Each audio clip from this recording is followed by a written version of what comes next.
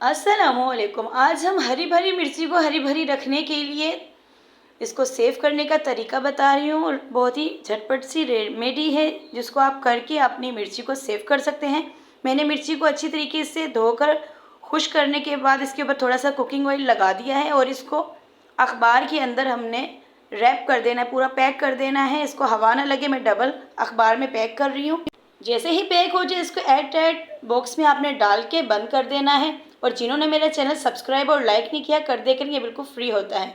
अब मैंने आधा किलो नींबू लिए हैं, इनको भी मैंने धो के अच्छी तरीके से ड्राई कर रही हूँ। टिश्यू पेपर की मदद से मैंने अच्छी तरीके से ड्राई कर ली।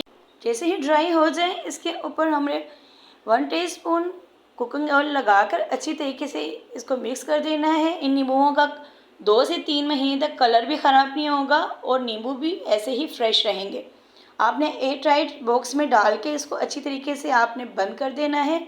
और मेरी रेमेडी आपको कैसे लगी आप मुझे ज़रूर बताइएगा। अल्लाह हाफिज़।